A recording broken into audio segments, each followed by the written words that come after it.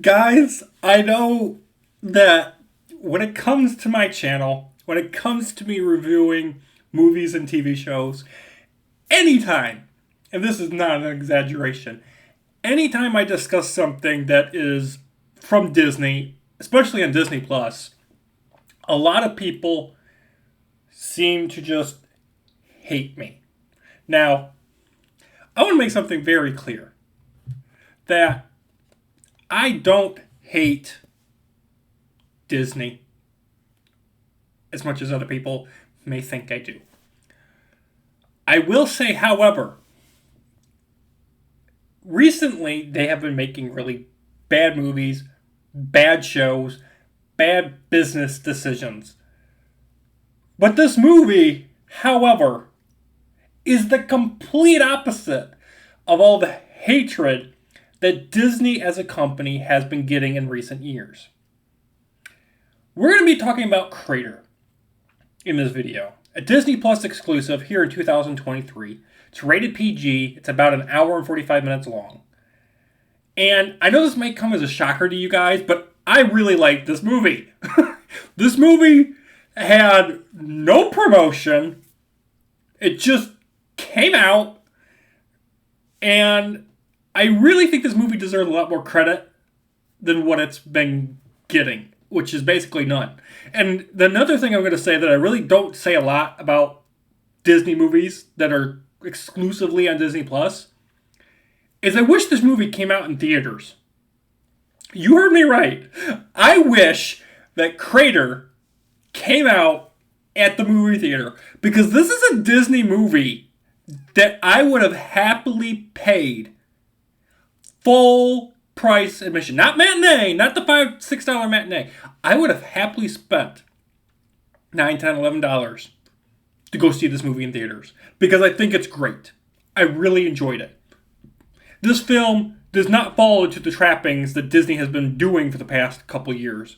There is no wokeness. It's not focused on current political issues. It's not focused on racism or identity politics or religion. It's not focused on any of that stuff.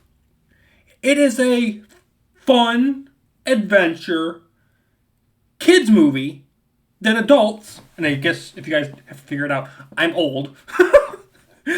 I'm 29, okay? Now, you might think, well, that's really young, depending on who you are.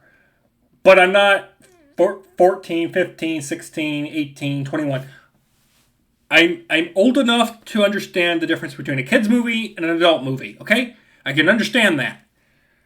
But as somebody that is much older than I think this targeted movie is for, I still enjoyed it. I enjoyed it. I'm 29 and I enjoyed this Disney kids adventure film.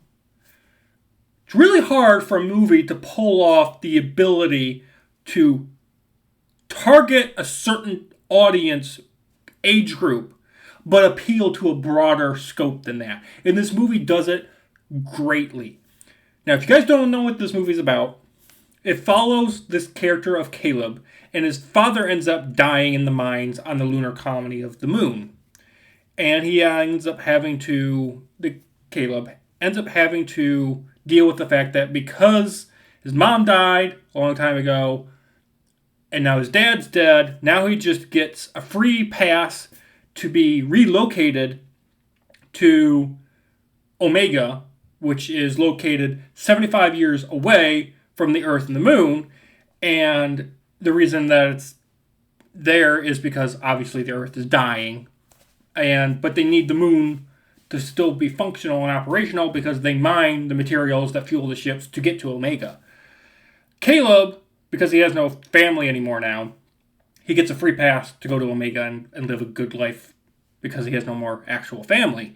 And it's also written in his father's will. Before Caleb is able to leave the lunar colony and go to Omega, he meets up with all of his friends, including a new character that is from Earth. She's a newcomer from Earth. And they end up stealing a rover, and they go to this mysterious crater that is on the moon and discover a secret. And the whole time the adventure to get to the crater and afterwards is happening, we get a bunch of great, cool emotional moments, fantastic special effects, fun characters. You care about the fact that these characters can live and die very easily by some of the slightest and stupidest things that these kids could do. I also think this film has a really cool sci-fi opening sequence. And I'm going to sidetrack a little bit from the review. I want to get this movie physically.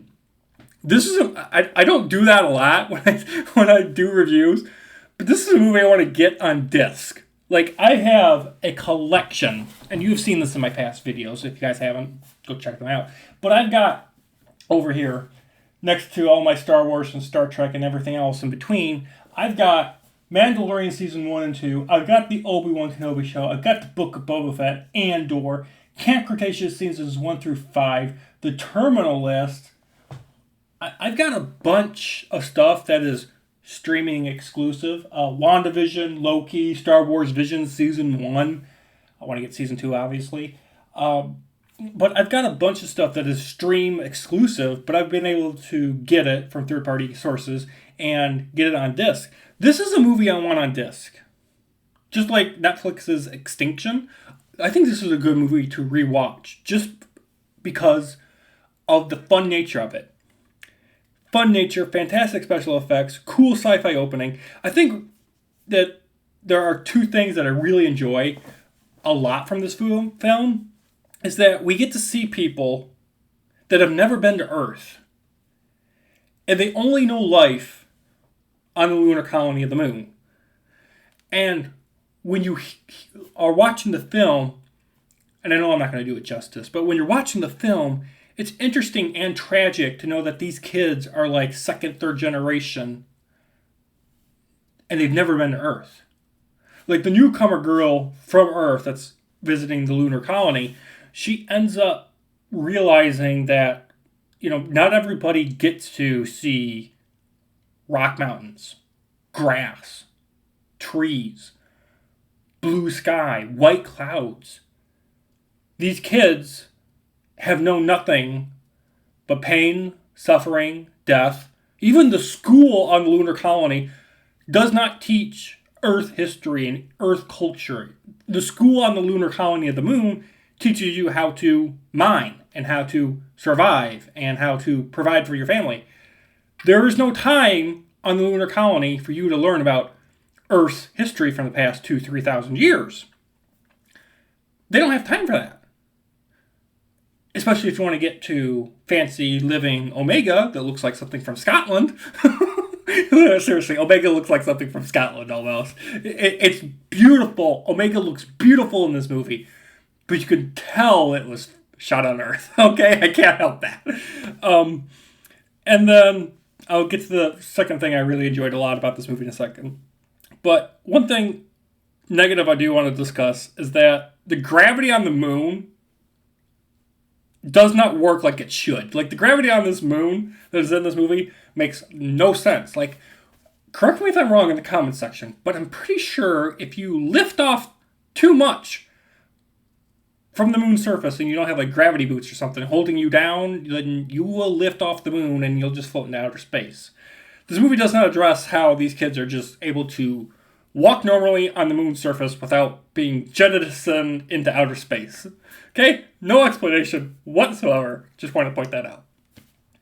And lastly, I want to talk about the fact that the film's ending, and I'm going to go into a little bit of a spoiler territory, so if you guys don't want to know the ending to the movie, jump ahead about a minute or two. But I think the film has a very bittersweet, tragic ending where Caleb and his friends, they're all out of oxygen. And then the film does this white screen effect, and I'm just like, that's how you're going to end your movie? Thankfully, they didn't. But they make it where Caleb, because he's out of oxygen, he just automatically gets sent to the transporter, and he gets sent to Omega.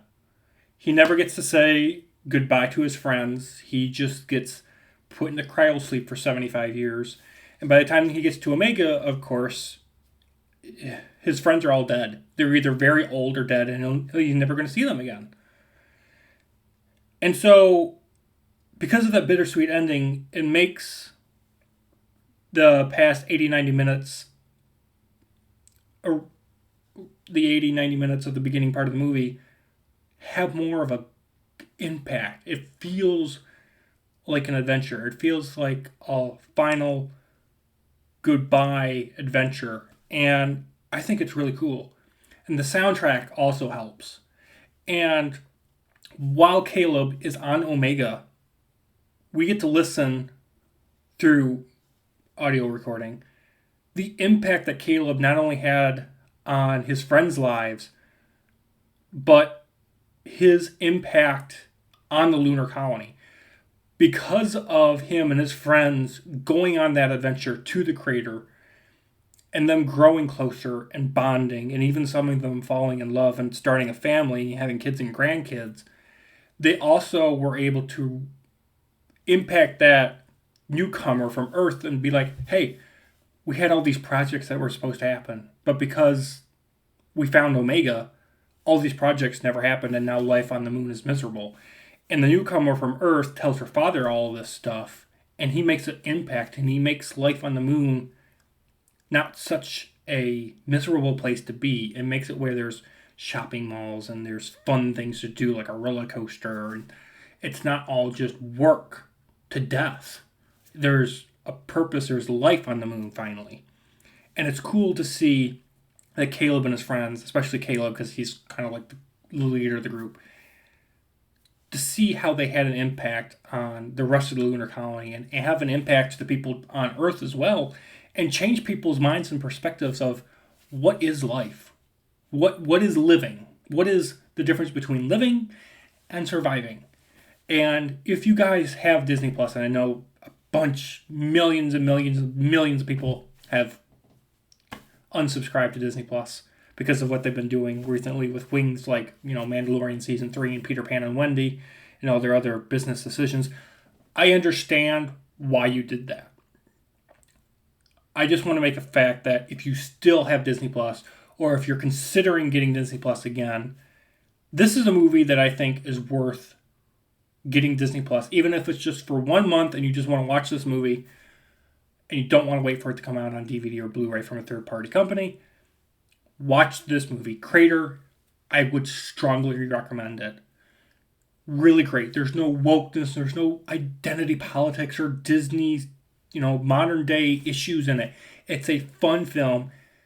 Overall, I can't stress this enough.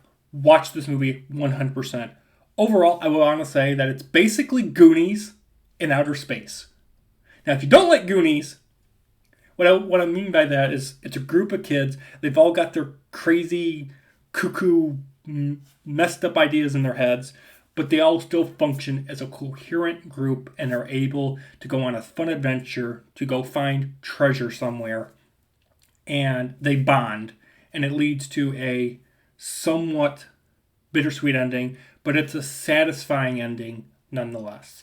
With that, I'm going to give Crater here from 2023 a Disney Plus exclusive, a 10 out of 10. One of the best movies I have not only seen this year, but I have ever seen. Thank you guys so much for watching. Have a great day. Make sure you guys subscribe so you guys don't miss out on future content and videos. Have a good one. Bye, guys.